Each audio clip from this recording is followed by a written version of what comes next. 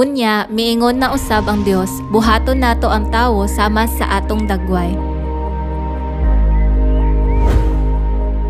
Busa, gibuhat sa Dios ang tawo, lalaki ug babayi sama sa iyang dagway.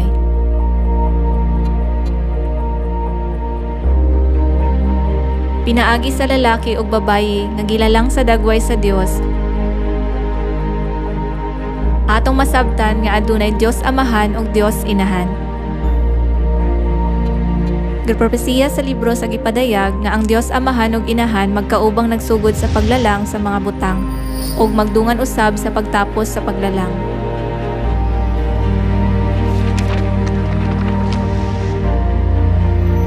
Ang espiritu ug ang pangasaw-unon miingon, dali nga ri. Ug ang tanang nakadungog paing na usab, dali nga ri. Duol kamong giuhaw ug kadtong may gusto, inom sa walay bayad nga tubig nga naghatag sa kinabuhi. Apan ang mga tawo nga wala makasabot sa katuyuan sa kaluwasan, nag-ingon nga si Maria mao ang pangasaw-unon. Ang Birhen Maria ba ang pangasaw-unon? Ang Birhen Maria dili mahimong pangasaw-unon. Kini tungod kay ang pangasaw-unon mao ang asawa ni Jesus.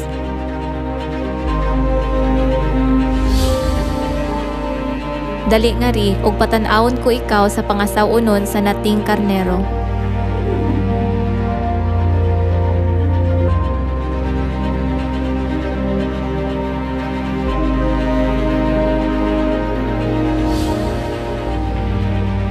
Busa, dili biblikal ang pag-ingon nga ang pangasaw-unon mao si Birhen Maria.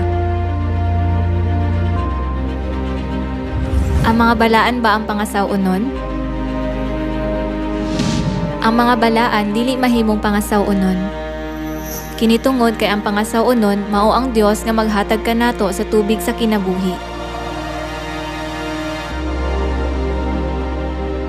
Ang espiritu ug ang pangasaw-unon miingon, dali nga ri, ug ang tanang nakadungog paing na usab, dali nga ri. Duol kamong giuhaw ug kadtong may gusto, inom sa walay bayad nga tubig nga naghatag sa kinabuhi. Ang Biblia wala gayud mag-ingon nga ang mga balaan maoy maghatag og tubig sa kinabuhi. Ang Biblia gaingon nga ang Dios lamang nga manluluwas ang naghatag kanato sa tubig sa kinabuhi.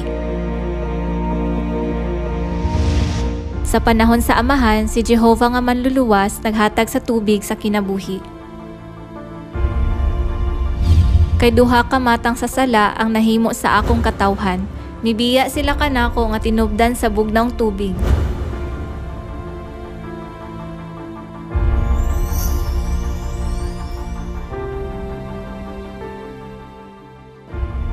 Sa panahon sa anak, si Jesus nga manluluwas naghatag sa tubig sa kinabuhi. Kay ang tubig nga akong ihatag mahimo diha kaniya nga usa ka tuburan nga mohatag og buhing tubig ug kinabuhing walay katapusan.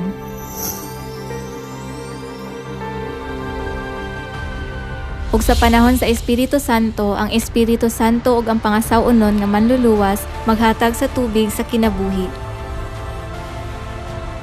Busa, ang Espiritu Santo ug ang pangasaw-unon mao'y naghatag kanato sa tubig sa kinabuhi sa panahon sa Espiritu Santo mao ang Dios.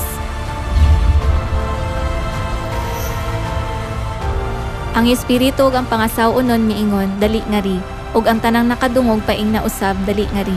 Duol kamong giuhaw ug kadtong may gusto, inom sa walay bayad nga tubig nga naghatag sa kinabuhi.